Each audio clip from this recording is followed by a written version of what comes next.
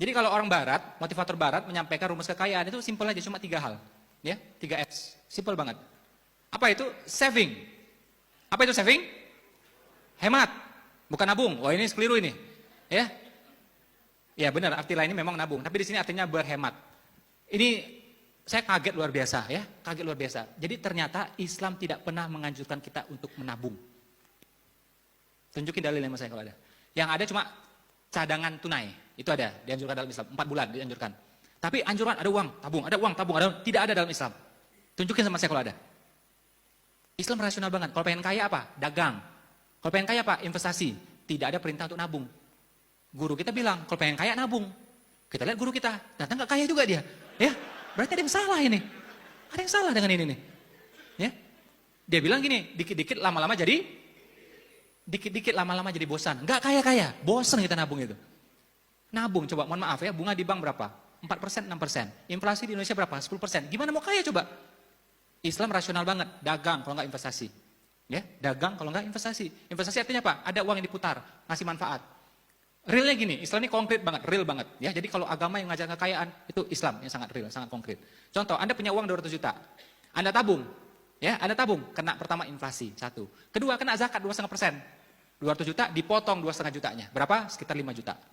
Jadi 5 jutanya langsung dipotong. Tapi 200 juta Anda putar dalam bisnis, untungnya 20 juta, yang kena zakat itu cuma 20 jutanya. Ya, 2,5 kali 20 juta. Jadi penaltinya lebih sedikit. Kurang lebih seperti itu. Ya, jadi Islam menghargai uang yang berputar. Ya, Islam menghargai uang yang berputar. Ketimbang diam seperti itu aja. Ya, makanya saya tidak ketemu dalil yang mengatakan disuruh nabung dalam Islam. Tidak ada. Ya, tidak ada sama sekali. Yang ada adalah cadangan tunai. Laki-laki baiknya menyiapkan cadangan tunai buat istrinya itu 4 bulan penafkahan. Biar istri itu tenang. Tapi kalau tiap tanggal 28 uang habis, 28 habis. Nah, itu pasti istri deg-degan itu ya. Istri harus dibikin tenang. Ya, karena istri dia punya namanya oksitosin, ya. Oksitosin itu hormon kasih sayang, hormon Rahman Rahim, ya. Kalau dia tenang, itu anak beres sama dia, rumah tangga beres sama dia. Tapi kalau dia deg-degan, kacau semuanya nih. Suami lihat dia juga nggak tenang, anak lihat dia nggak tenang. Nah, rumah tangga jadinya nggak enak. Nah, biar tenang, coba lah tanya ibu-ibu, itu ya. Kalau lagi stres, ASI susah keluarnya, betul apa betul? Tapi kalau dia tenang, semuanya beres, lancar itu ASI. Saldo cukup, 12 bulan bahkan. Nah, berlian sebelah sini ada, oke? Properti ada. Ah, udah pasti tenang tuh, nyusui pasti enak udah itu. Ya, makanya kalau mau romantis ya nggak cukup tuh romantis kasih bunga nggak cukup. Kalau mau romantis kasih bunga sekalian tamannya dan rumahnya, itu baru romantis. Ya, wanita boleh cari nafkah, tapi tidak ada keharusan, tidak ada anjuran. Wajib tidak, sunnah tidak. Hukumnya apa? Cuma mubah. Tapi laki-laki mesti fight cari nafkah. Makanya laki-laki dapat warisan 2 kali lipat. Kenapa? Itu buat menafkahi ya wanita-wanita di sekitarnya, ibunya, istrinya, putri-putrinya, saudari-saudarinya. Contoh, wanita belum nikah, ya, belum nikah, dia dinafkahi oleh ayahnya, laki-laki. Sudah menikah, dinafkahi oleh suaminya, laki-laki. Bercerai atau suaminya meninggal, balik lagi penafkahan ke ayahnya atau pamannya atau saudara laki-lakinya. Itu yang seharusnya.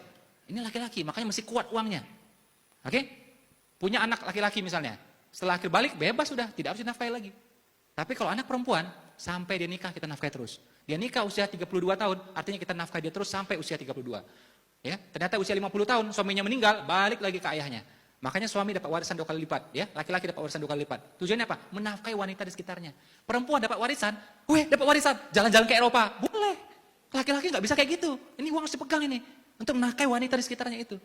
Maka saya bilang laki-laki mesti kuat cari uangnya, mesti sungguh-sungguh. Zaman dulu orang cari nafkah, ya, laki-laki itu sampai berburu, menombak, memanah, ya, menyelam, melompat, oke, menerkam supaya dapat nafkah, ya, supaya dapat nafkah itu. Jadi cari nafkah memang itu agak stres dikit, agak capek dikit, kadang-kadang beresiko. Nah, tapi terusannya laki-laki. Nah, wanita jangan sampai stres kayak gituan. Ya, jadi andai kata wanita cari nafkah pun, bikinlah yang santai-santai, yang tenang-tenang aja.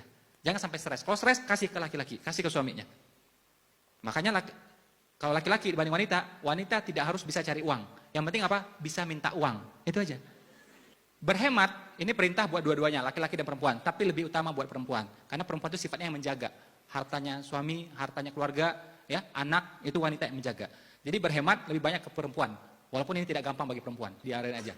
Saving, hemat satu. Sekaya apapun Anda, berapapun income Anda, tapi nggak bisa saving, nggak bisa hemat, nggak bakal kaya. Nggak bakal kaya.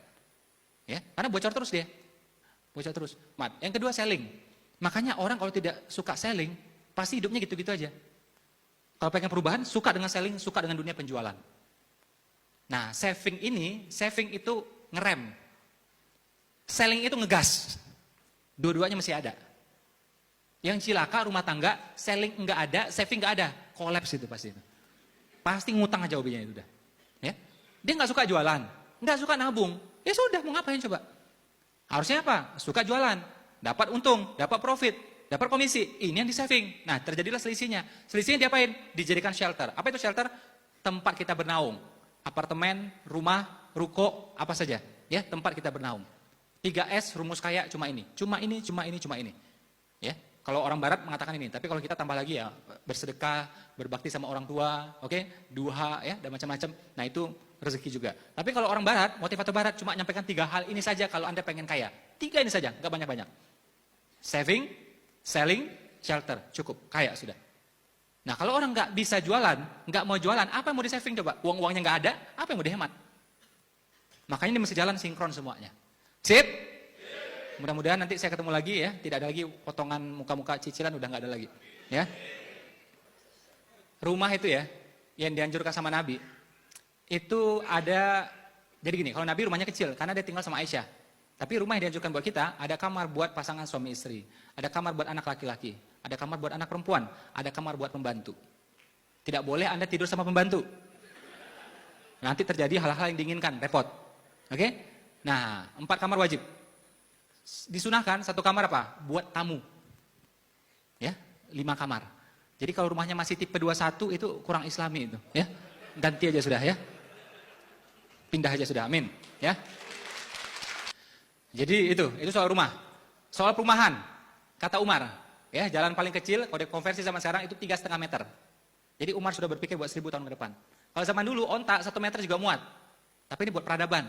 Jalan paling kecil 3,5 meter. Itu Umar bilang itu. Jadi bangun perumahan pun nggak boleh sempit-sempit jalannya itu. Ya. Karena kalau jalannya kecil itu orang nggak bisa masuk.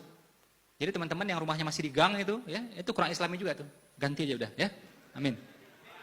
Beneran. Anda pergilah ya keluar dari Indonesia, tidak ada perumahan tuh pakai gang tuh nggak ada. Carilah di Malaysia ada nggak? Nggak ada. Di Australia ada nggak? Nggak ada. Di Singapura nggak ada. New Zealand nggak ada. Semua nggak ada, tahu nggak? Karena kalau gang itu tidak manusiawi, tamu nggak bisa masuk, pemadam kebakaran nggak bisa masuk, tahu nggak? Ya, jadi tidak manusiawi, tidak islami itu.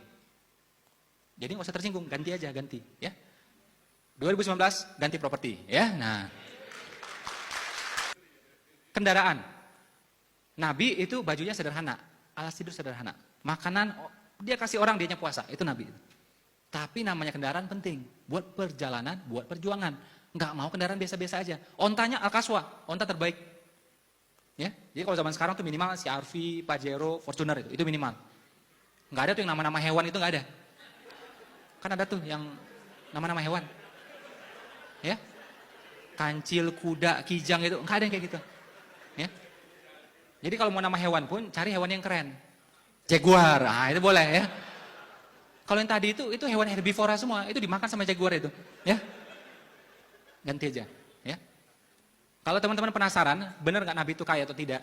Nanti pergi ke Museum Topkapi di Turki. Itu ada pedangnya Nabi berbalut emas dan berlian. Anda lihat, dan pedangnya bukan satu.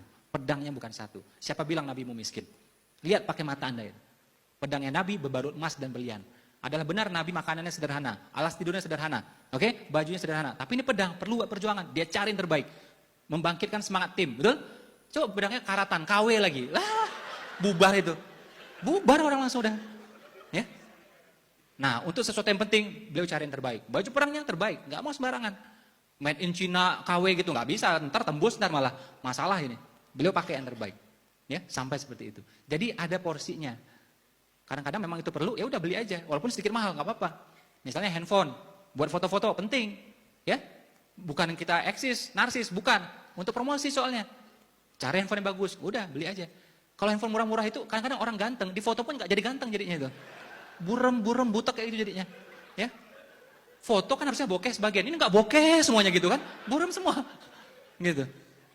Nah, jadi kalau niatnya untuk teknis, ya, memudahkan promosi, memudahkan penjualan, boleh. Siapa bilang nggak boleh?